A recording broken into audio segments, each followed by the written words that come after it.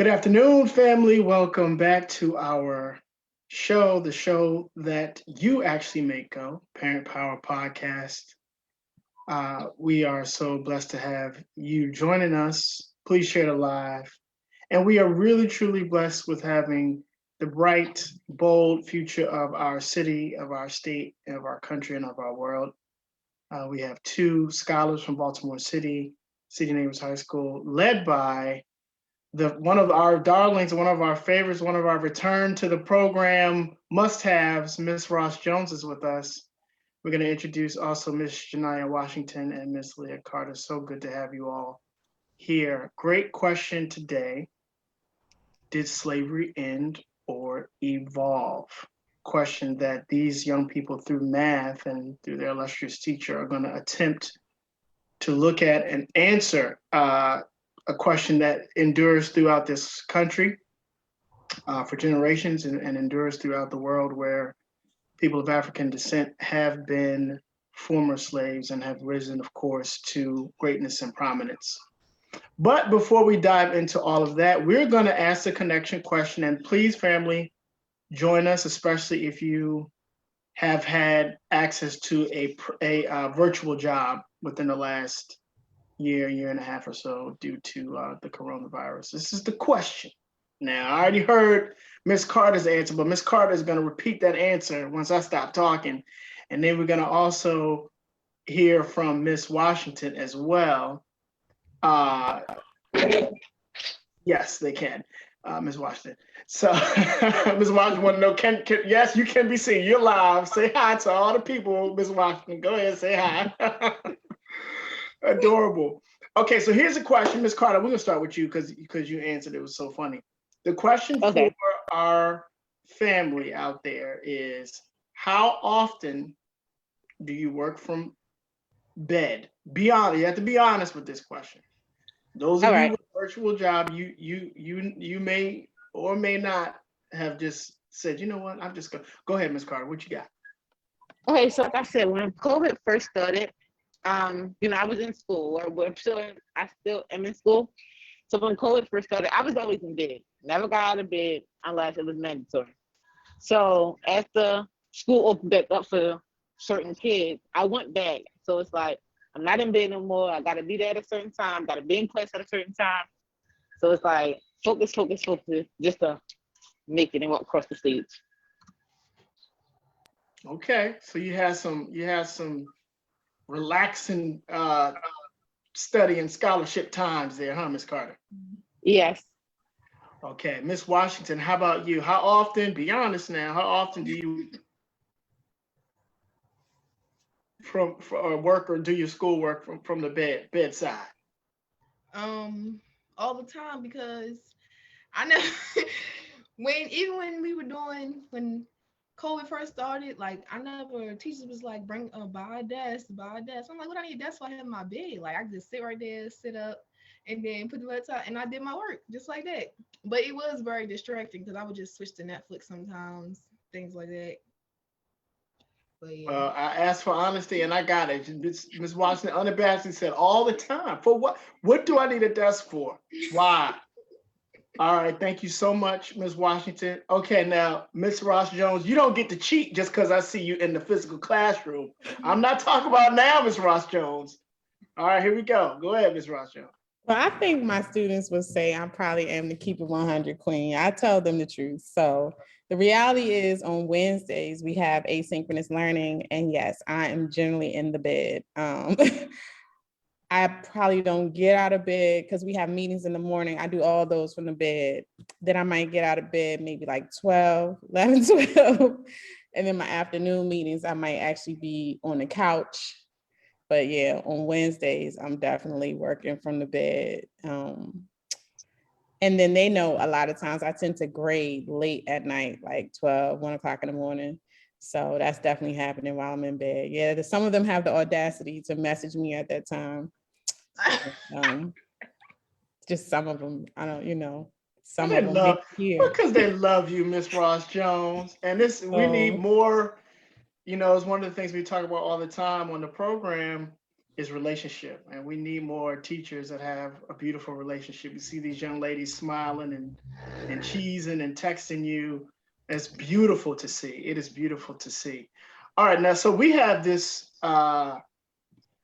question that you all are attempting to answer. And I, when I got the notes, thank you, Rebecca, I was just like, man, what a question. What a deep question that needs to be answered and needs some context to it. And this is a generational thing. I'm sure Miss Washington, Miss Carter, I know under the tutelage of Miss Ross-Jones, you have been given context, even if you had some before. But we're all of different ages. And this question has endured for our people and really for the country, if we're honest, since the Emancipation Proclamation. I really should say since Juneteenth. So, how did you all? Let's see, Miss Carter. We're going to start with you. How did you all get this question started? How did this come about? Tell me a little bit about Well, it all started once we had got this project, different projects. We had slave project, we had traffic stop project, and when she said traffic stop, police traffic stop, it kind of caught my eye because it's like that's a part of slavery still. Like you being a African American person and being put over by an officer that's Caucasian, it's like it's still hard because you're getting profiled. You feel me? So it's like certain people, like a lot of us are still scared, and we supposed to rely on them to save us, but yet they're killing us from left to right and claiming it's self-defense or claiming it was an accident. And I feel as though with me doing this project, I'm getting more insight of how many more African Americans or any other race was still killed by police. So I'm kind of into it right now. Excellent. And Ms. Ross-Jones, before we go to Ms. Washington, Ms. Ross-Jones, last time we had you on, you just had such innovative and creative ideas on using math in solving these real world asking the question, pressing the question, and then pushing your students to answer the question through the skills that they have. Tell us a little bit more about how this particular question got started, and what is the project, significance of the project. I mean, I think the project got started like all of my projects because I was trying to make the material relevant. And when I taught middle school years ago, I ran across, I can't even remember where, and I can't find anymore, but I ran across a chart or diagram that had to do with enslaved persons in industry at the time. So it was a measure of like enslaved persons population versus cotton production. And it was a problem. It was just one problem in the book. And so I really wanted to explore that then, but it just wasn't the time. So once I came to City Neighbors High School and I had the opportunity to design my own project, I really thought through like, what would it be like to expand that question into a whole project. And from there, I just started looking at different things that I've seen. We look at slave voyages from, both in partnership with the National Museum of African American History and Culture, and then I looked at slavevoyages.org. And then if you look at any crime or statistical data, it's all right there. We used the Baltimore County traffic stops in 2018. I don't know, some people may be aware there was a little bit of controversy when they first published their traffic stop data. And a task force was actually developed to investigate what was going on there, but it's published. So we just pulled that data and analyzed it for ourselves by race and by outcome for that particular project. So honestly, the data is all around us. And what's cool about it is that I get to look at some of these social justice issues and help the students kind of run the numbers behind it, which is really important. Thank you, Ms. Ross-Jones. I have a follow-up. I'm sorry, Ms. Washington, I'm coming to you, I promise. I have a follow-up, Ms. Ross-Jones. Did you / have you received any pushback oh, look at this smile, for this particular project and leading these young people? So yeah, of course I have. I've received pushback from people who weren't even in my class. I had a lady who was a prospective parent ask me, would the topic of the project ever change? And I said no, not because I'm not open to change, but because there's so many aspects to this project and it's current and it continues to be current. I think that unfortunately I'll be dead and gone before this is no longer a relevant issue. So that was from outside the classroom. From within the classroom, I've had students, wonder, why do we need to talk about particularly slavery? I think when we do more contemporary topics like traffic stops and even like median households and Black butterfly, that type of thing, it's easier. But I do introduce it with slavery because that's the foundation. So sometimes I get pushback from students there about why do we need to learn this, but prayerfully as the year progresses, they get to see the connections and it makes more sense to them. I've gotten pushback from staff that really more so just didn't understand. That just really didn't understand, particularly because I teach mathematics. Why would I be talking about slavery and enslaved persons in a mathematics class? But again, I do my best to let my work speak for itself. So when the work is completed, then people can understand what I'm doing, where the connections are, what the content is, what standards we're teaching to, all that. I try to leave that to the work.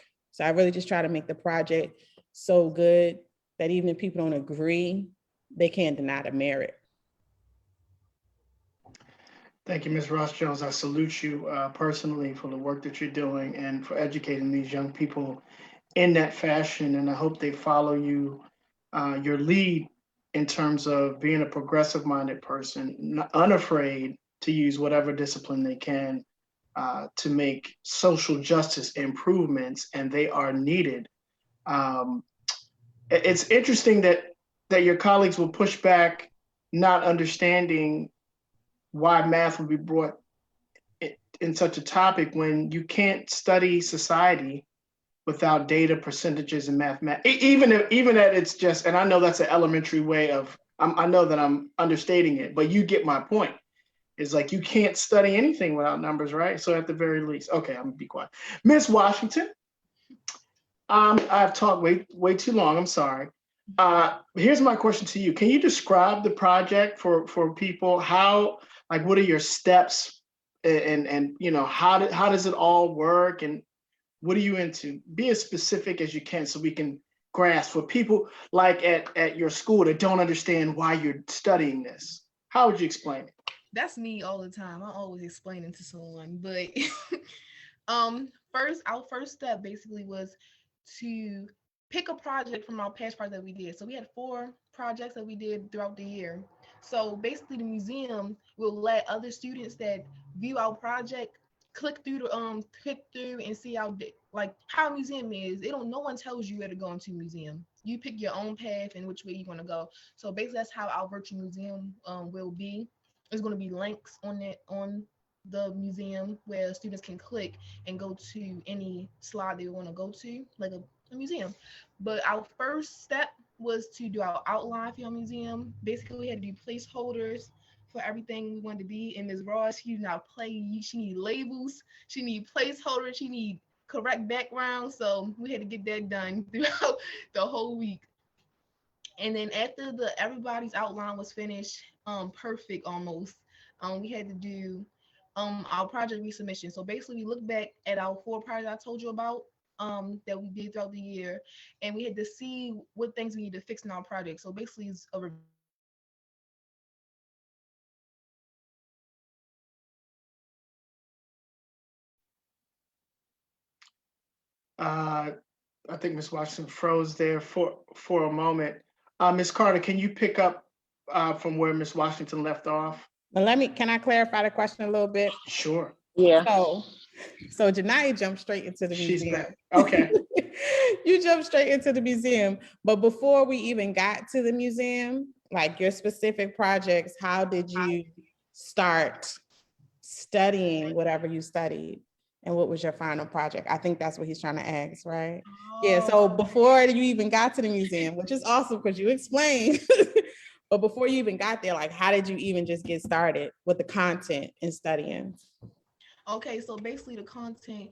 First, we was learning about slavery. And I'm not gonna lie, I was one of those students. I was like, why we just can't do math, 1+1 type stuff. But then once we got into the topic of how she told us about transatlantic slave ships, and then we jumped into the historic how women were enslaved in the 1860s. It all led into a story and it all built up on top of each other where we use the data that we seen on those graphs to see how much things that we didn't notice from movies and things. Like with my historic histogram, I realized that most of the women that were enslaved were adolescents, under 30 almost, and sometimes under 18. So today we were talking about how in movies they show a lot of adults that in slavery movies, but in reality, most of those slaves that was getting beaten and hurt in those movies were actually children. So once you look at the data and you see the age groups and how many women were actually enslaved in this age group and where it took place, we looked at also demographics of where it took place in Maryland. It really is an eye opener about things that happen. Wow, thank you. And Ms. Watson, I have a follow up for you that's very important, and you were honest. Let me ask you this: when Miss Ross Jones said we're going to do this project, we're going to base it on slavery, your reaction was, "Oh man, why can't we just what?" And I'm not judging you, okay, but I'm curious as to why that was your reaction. What made you say that?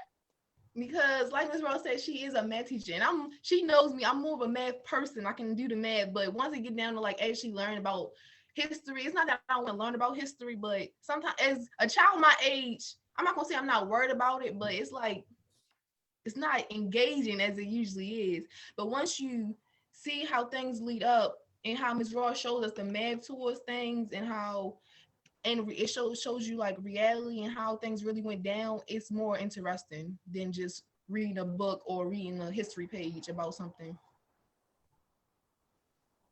Excellent. And that's wonderful. So you saw a different connection because she led you all through mathematics, and but now you can see the significance, even though Yeah, you're a math-minded person.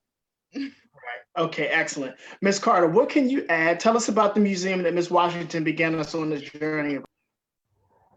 So the museum part is like you said, when you walk in, you get your own pass, and you basically get to pick which door you want to go into, which is um, traffic stop with the police, enslaved, and the other part I forgot about it. But once you go into it, like you said, certain people not worried about it, but it's like once you actually look into it because it's still happening, it's like, oh, it's a different population. The numbers is going up and increasing and more than what they were back then. So I mean, with the museum part, it's like it's another eye opener. It's like you seeing the main parts, basically you putting the main parts into the museum and you seeing like what sticks out to you, what's more important to you. Even though all of it's important to me, but you basically catch all the main events, main parts, main population, the numbers, all up. Miss Carter, I have a follow-up for you as well.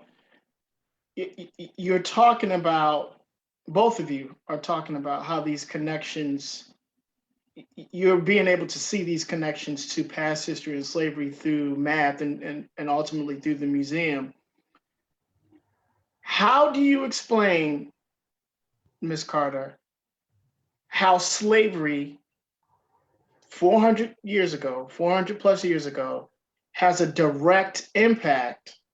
Well, let me ask you this. Has your research shown you, Ms. Carter, that the impacts of slavery still go on today? And if so, how does it impact young people, young Black students? Um, yes, it does. It definitely have a big, huge impact still on us today. It impact it impacts young people because us as our age, you can't walk down the street and not get stopped or not get harassed by just walking. You can't have a cigarette in your hand without saying, "Oh, that's weed," or getting accused of something. You can't have a lot of money without being a drug dealer. You cannot walk around with a hood on without being accused. Oh, he's a robber. He's ready to go rob something. Also, with the whole police traffic stop, it's the same way. You get pulled over, they automatically think he got a gun, she got a gun, or whatever the case may be. So it's like it still have a huge impact. Us as young people, you see us more than what you see on. Well, you see us more than adults being killed. So it's like, with that being said, it's like it got a huge impact. Thank you so much, Ms. Carter, for elaborating for us, and Ms. You're Washington for welcome. your earlier. Thank you for your earlier answer. Uh, Ms. Ross-Jones, what I know you're talking about student connection, um, as you always do. Was there anything deeper to this for you? This is this is the kind of work that needs to be truly highlighted, and this should be a part of a moving curriculum throughout the country. I mean, what is there anything else that brought you to the point where you said, I'm going to do this and I'm going to have the kids really, embrace this work? Okay, Ms. Washington, So I we'll think come to you. ironically, when I started the project, the pushback is what made me go further. The fact that when I started, people say, why would you talk about this? It made me go deeper. Like I said, it made me want to make stronger connections. It made me want to get better data. It made me want to, prove that this topic should be discussed in a math class. So quite honestly, the more resistance I got, the more projects I developed. so, it just started off with, like you said, let's look at the transatlantic slave trade and examine the horrors that occurred during that from a statistical standpoint. Then it was like, well, what does that have to do with now? Then I'm like, okay, that's a great question. Well, not even a great question, I knew, right? So I'm like, okay, well, let's look at police brutality. And I had numbers behind that. And then I'm like, okay, one thing we didn't do with this class because of time and the constraints of the pandemic, I didn't do as much as I would like to, but then it's like, well, let's look at the Black butterfly. Let's look at education. Like we can look at this from so many different angles. And so it's kind of like one of those things in the hood where people say, all right, bet. It's like the more people said, I don't understand why you're doing this, the more I was like, all right, bet. I'm gonna get all the statistics that I can, and I'm going to teach from as many different angles that I can as to how slavery still impacts us today. And honestly, it continues to drive me because the more I read, like I can be on Facebook and I can see a post about something that happened, an injustice that occurred, and I'm like, save. I'm gonna figure out how to put that in my project, or I could be reading a news article. The Black butterfly came out of an article that I was reading in the Sun about median price homes. And I was like, man, I really want to share this information with my students, and looking at, how come when African Americans, how, in the real estate industry, they will tell you to remove anything that lets people know that you're African American because it will devalue your home. Stuff like that. And so I'm always like, I have, like Janiyah, I have a mathematical mind as well. So when I read these articles and I see these things, I want to prove it. Like a mathematical proof. I want to come with substantial evidence to say that this is not an opinion. This is not a feeling. This is not an assumption. There has to be some data somewhere that can prove that this is a trend and an injustice. So, that's what really drives me. And the more, it's kind of like one of those things where experts know how to say experts know a whole lot about a very little thing. It's like, quite honestly, I started getting tunnel vision for this one thing, and I can see it everywhere. And I just want to share it with my students as much as possible. And quite honestly, because being in Baltimore City, and this is as someone who moved here, I've never seen racism so strong. I'm from Virginia, but I've never seen segregation in particular be so strong in the 21st century. So I really want my students to be empowered to navigate this system and to escape some of the traps in Baltimore specifically. So I just try to, I cannot teach them everything. It's too much, but I do try to put them in a position that if they hear it again, they'll be like, oh, okay, yeah, I can see how that's real. I can see how I might need to learn these things, because I remember in my stats class, we talked a little bit about systemic racism. We talked a little bit about the Black butterfly. We talked a little bit about, even the civil rights movement and the criminalization of African-American people, enough to get them thinking about it the next time they see it. Because it's not a history class, it's a math class. So, Indeed. I'm so sorry, y'all. I've been so engrossed with what you all are doing. I forgot Miss Carter, Miss Washington, and Miss Ross-Jones. I don't think we were doing the nuggets of wisdom hand signal when you were here. So we do this thing called nuggets of wisdom. And Mr. Michael Chaney, thank you, sir, for the comments. Right. Whenever you hear something that moves you, I'm supposed to be doing this, but I'm so engrossed in everything that you all are doing, I totally forgot. And my guy isn't here today to remind me. But let me shut up. Miss Washington, you wanted to add to what Miss Carter said. I forgot, but your earlier question when we first got on, you said, did slavery really go away or did it evolve? Basically, I just wanted to tell the story about how Ms. Ross was telling us that Amazon is like a whole industry of type slavery. And I get me shot, Janiyah.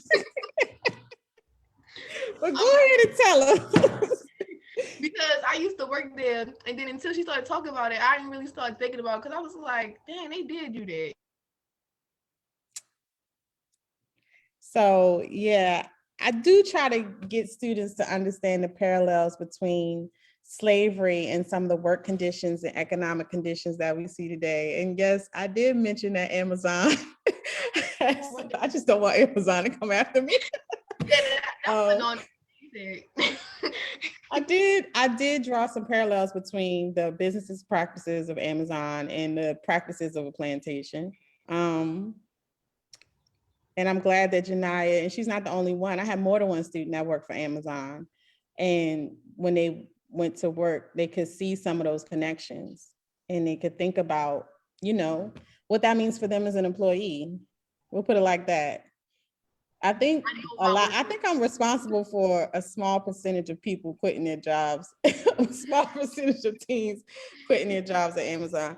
But yeah, it was important for me for them to see what I think also too, I'm actually thinking about changing the name of the project because for so long it's been Did Slavery End or Evolve? But I think I want to change the title more so something to what does freedom mean to me? Like what is true freedom? Because I think more than anything, that's also what I want for them. I want them to be able to have the freedom to make life choices that will keep them free. So, I'll leave it at that. So I don't want to come between your work, ladies, and your scholarship and everything you're doing.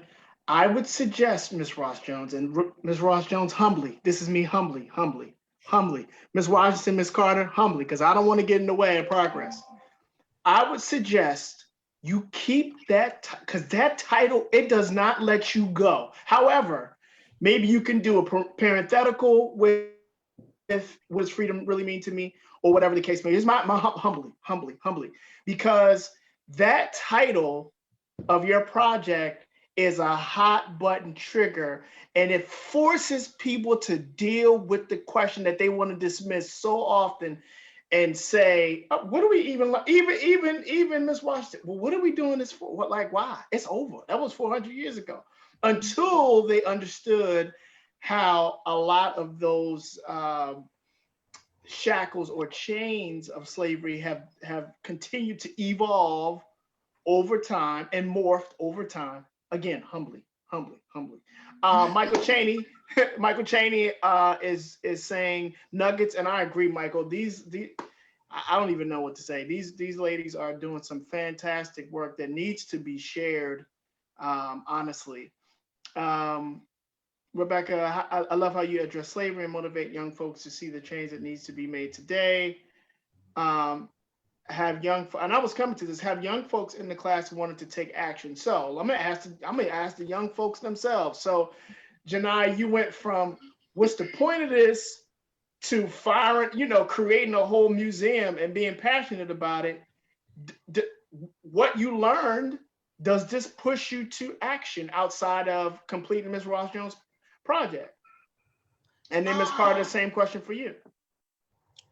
Talking about it definitely is like in Ms. Ross, because we talk about almost every African American event that happens, like even recently, things that happened recently also. So talking about it definitely is something that we like to do because it's good that everyone has their opinion. Even the kids, they don't never come off the mic, they have an opinion on something that is going on. So it's fun to see people have their own opinion about things that goes on in the world now. But as taking action, I haven't really did anything like out of this, that get me on TV or nothing. But I feel like social media is a big part in it because once we talk about it, we see something on social media, straight repost, get it out, spread it on to the world. Like social media is something big right now. We talking about that today too, how the society we live in is like we live in a social anxiety. So that didn't mean to say that. Social. No, I said because I sprung it on you today. I was telling them that we now almost live in a social economy. Yeah. So the economy has moved from industrial to informational to it seems like an emerging social economy. I see. And Ms. Carter, before I go to you, Ms. Washington, I want you to keep this in mind. People such as Ms. Ross-Jones, people such as yourself and Ms. Carter, your names may never be heard in the annals of history. But that doesn't mean that you aren't taking action, and nor that you shouldn't. Because people such as myself and people that hear about this project have to be moved. They have no choice than to be moved. They have no choice than to say, well, let me go explore what they're saying. Are there parallels that we can still draw? Because some people just, they don't know, they don't realize that our present day system was set up years ago, 400 years ago, prior to that. Ms. Carter, I'm sorry, go ahead. Who, me or Janaya? Me. Yes, you, Ms. Carter. Okay. Can you repeat the question, please? Sure, I was just asking if this project has made you say to yourself, I'm going to take action with the things that I'm researching, the things that are coming out. Most definitely. I do want to answer Ms. Ross-Jones' question, but absolutely. I'm just tired of saying the same exact thing over and over and over, whether it's just somebody walking down the street and they getting stopped. Not even by an officer, but by the people that live in their society or their community. It's like information about why is it really like this? Why is it still going on after it was done 400 years ago? Why is it still that we can't do what we want without anything happening?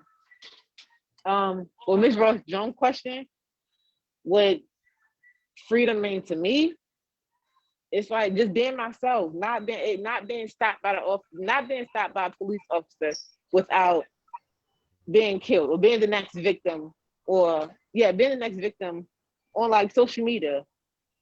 Also, I feel as though with that, we should, like, in order for that to stop, with the police or police brutality or anything else that considered with us, I feel like we should stop killing each other in order for this to happen, in order for this to be a movement, in order for us to make it in life, in order for us to not be the next victim of a traffic stop or anything. So, yeah.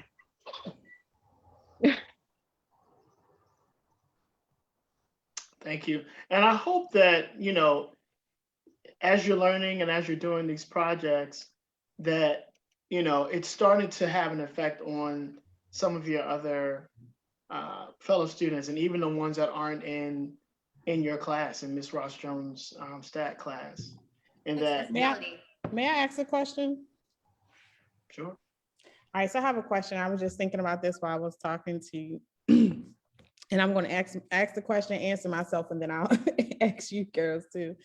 I was thinking, what advice would you give to yourself when you started this project? So I'm gonna tell you what I mean to answer this question. The advice that I would give myself now, after about 3 years of doing this project, is to really focus on what I want students to learn and just stick to that. And I worry about what other people think, and I worry about, even to a certain degree, state assessments and grades and parent, not worry about any of that. The advice that I would give myself when I started this project is focus on what you want these students to learn and just follow through with that. And I think that would have made it a little bit less stressful over the years. So Janiyah and Leah, what advice would you give to yourself? You know, Janiyah, considering the fact that you had no idea why we were even doing this. And I know, Leah, you've had some challenges this year just because of, you know, we're in the middle of a pandemic. So what advice would you give yourself at the beginning of this project? What would you tell yourself? Oh. Go ahead. All right. At the beginning of the project, I'll basically tell myself to listen to the stories more. The stories that we were giving with each project, I would listen to the stories more. Not that I didn't listen at all, but like I would have really listened to the journey of the story instead of just listen to the beginning or the end. Because the middle part is really what holds the most information. So instead of just sliding through the story, I would have just actually listened to it and then like absorbed it. Because now when we need it in the final project, that story, I need to know that. So because the story is going to be the most important and engaging part of the museum exhibit, because it's going to draw people into while we're using data and history together. So basically, yeah. With me, the advice I would have gave myself at the beginning of the project is to get more insight, more deeper background information about what I was learning. Because I feel as though if I would have got that, it would have been like easy for me to just go and get through it. But also like actually, not saying I wasn't paying attention, but actually taking notes, jotting down notes as she went along, as she went deeper into the story, deeper into the information. I would have been like, okay, asking more questions or looking up more stuff on my own time while, you know, home doing the schoolwork. So that's the information I would get for the advice. I agree with Leah because the first part when she was talking about knowing we're learning, because of course we're gonna know the numbers, we know the math, but it's good to know what the numbers are used for, like what those numbers Right. mean to the story. Basically saying like if you had 50% of people that made it to America off the boat, that means 50% of those people died throughout the journey. So just knowing what numbers mean and how they connect, yeah, that would be. I agree.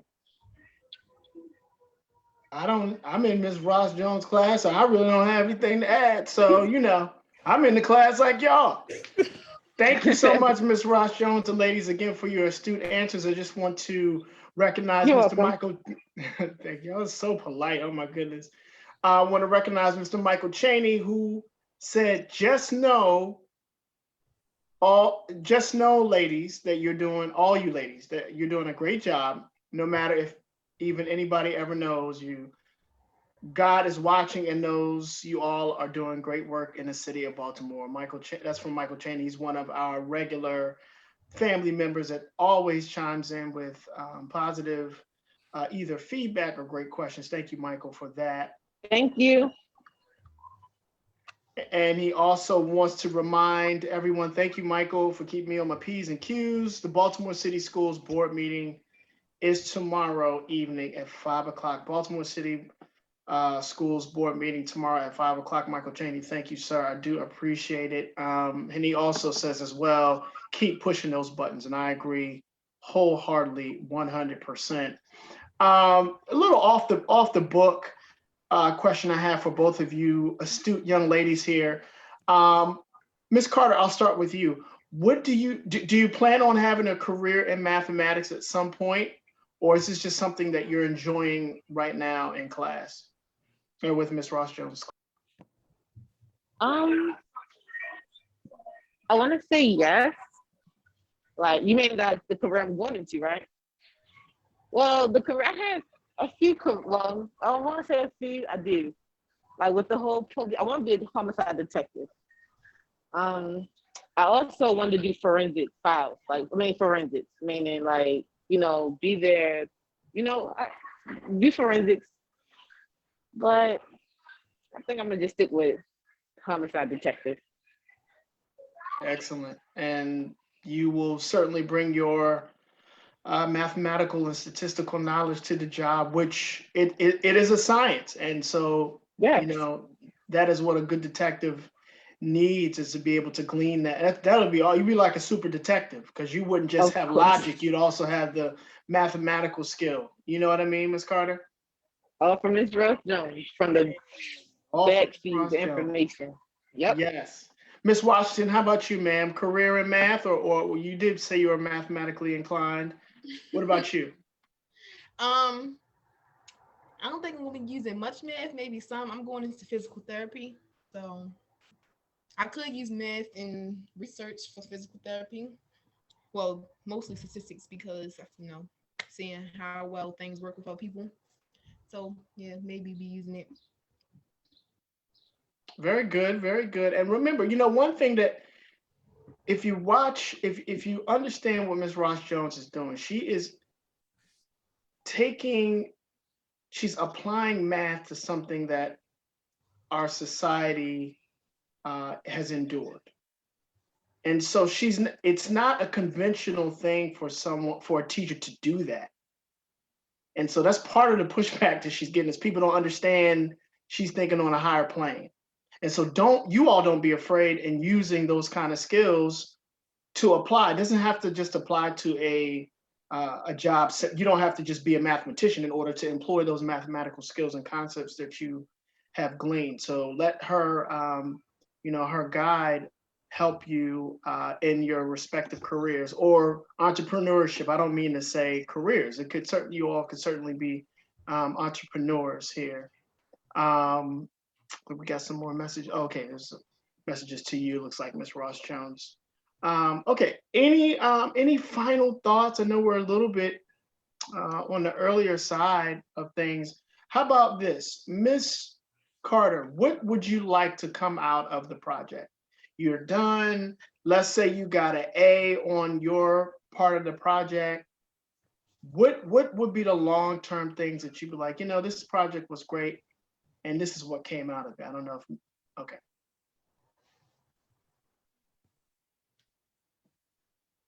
Okay, might have a bad connection there. Miss Washington, are you still with us? Yes, I can hear you. Okay, same question for you while we wait for Miss Carter's connection to improve. What do you want? What do you hope that this project brings about besides an A for you in Miss Ross-Jones' class here? I hope that it helps other students see the clarity of how, if you just like trust the process, things gonna come together into a whole project, like a whole storytelling thing. Like even using the data, we just dropping data into the story. Like we're telling a story about how someone was stopped in traffic. We dropping data. 10% of people that. Then it's like you just putting everything you did isn't for nothing basically. Like you're not just writing your answer down on paper and then turn it in. You want to keep that same information and then put it into something else. It's not just going to waste. Teachers, how you in regular Baltimore City public schools, teachers grade the paper, throw it away. What was it for? Like, but here we do the data, write it down, and then it's used for other things and to basically clarify stories for us. Excellent. So perseverance sounds like is what you're saying, and starting with the seed and ending up with a plant or a garden or a great forest. Okay, wonderful, Miss Washington. Miss Carter, how do you see things in terms of some outcomes of the project besides your grades? She says she's having difficulty hearing. Okay. I tried to send her the message. So Leah, if you get it, just give me a thumbs up. But I'll answer in the meantime because it's really important to me. Yes. I just always want the students to learn. I think, like I said, in the earlier, focusing on what I want the students to learn and then follow through with it, I know that the majority of my students are not going to choose a career in mathematics, right?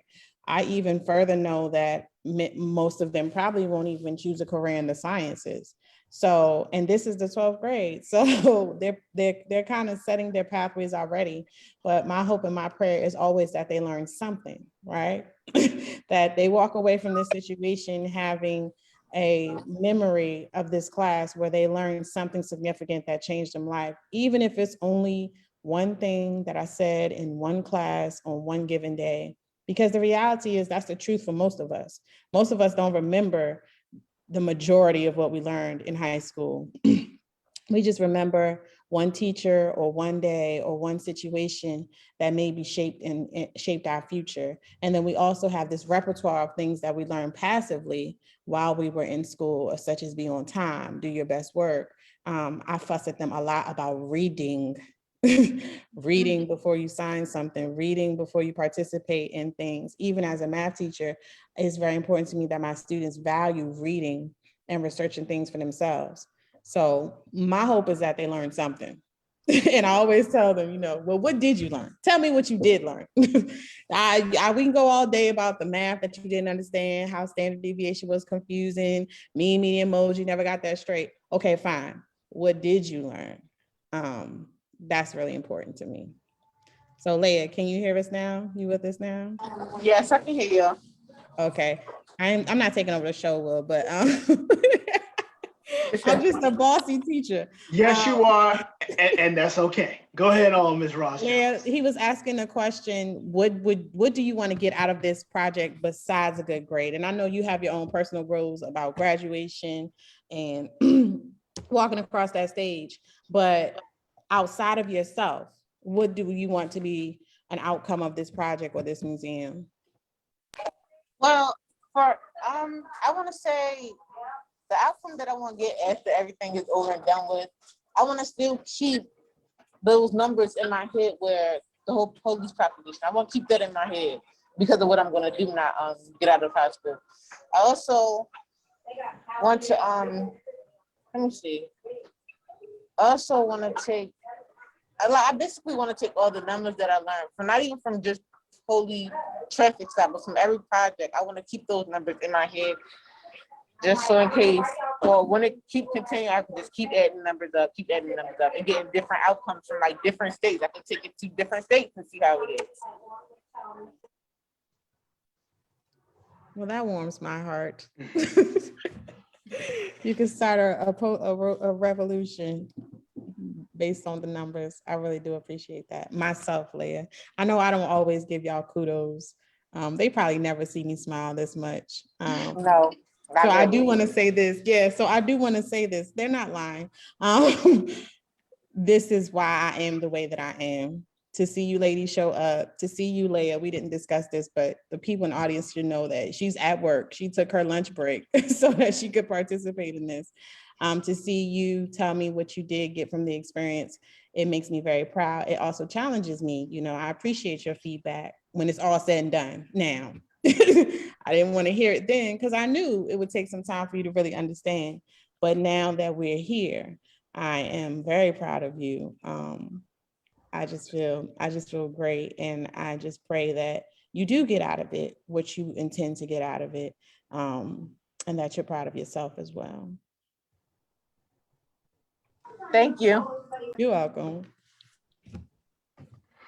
Oh, we've done it again, folks. This got me on the verge of tears. This is just a beautiful show. I had no idea that we ended this point. Let me shout out Miss Tamika Peters, friend of the program. Hi, Miss Peters. Learning is the best thing. Thank you. And she said, I like that. What did you learn? Wonderful. Rebecca has a poignant question. I'm going to ask this as well to both of our esteemed scholars here. I'll start with you, Ms. Washington. The question is, do you feel as prepared as your peers when it comes to mathematics? Do you feel as prepared as your peers?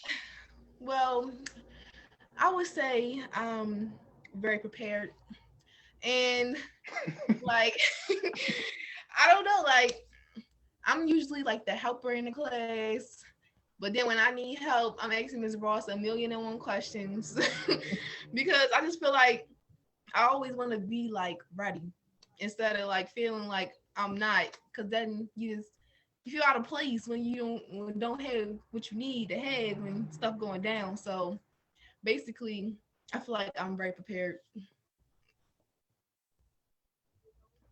Excellent. And I wasn't going to say anything, but Ms. Ross-Jones, you did highlight it, so I'm going to join in applauding Miss Carter, who is on her lunch break at work. Just, you're exemplifying what so many young Black women are doing, multitasking, learning, applying knowledge, working, providing.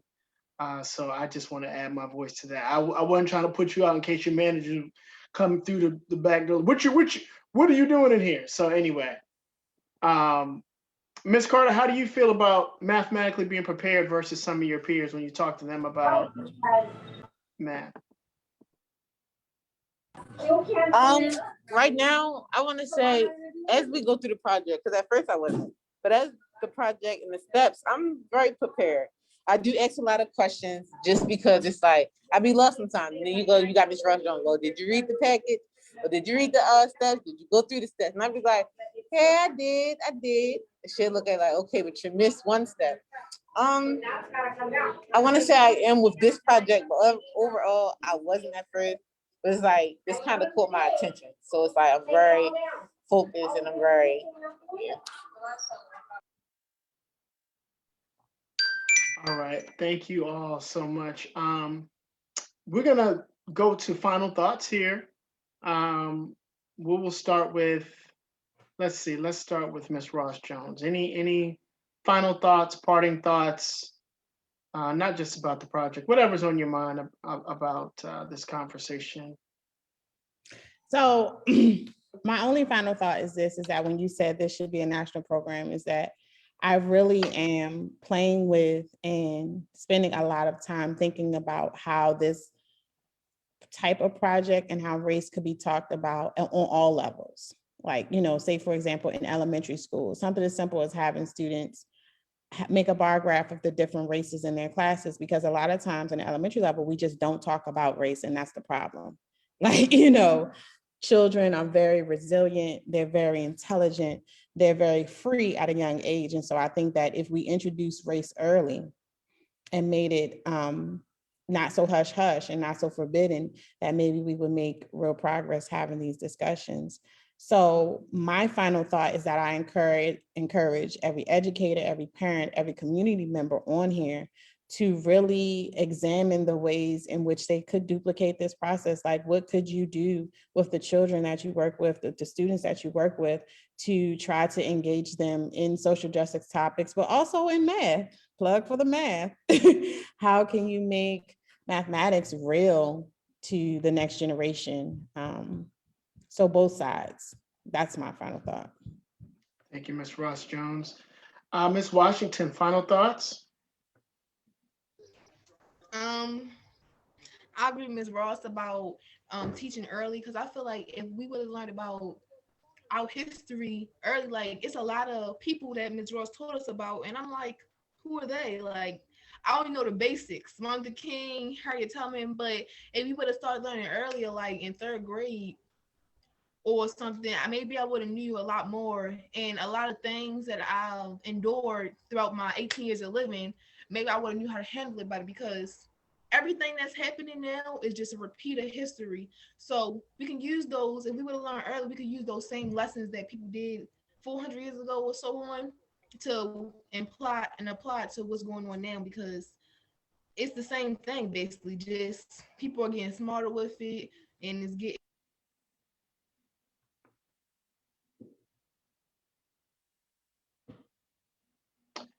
You cut out there, Ms. Washington. I'm not sure why. Okay.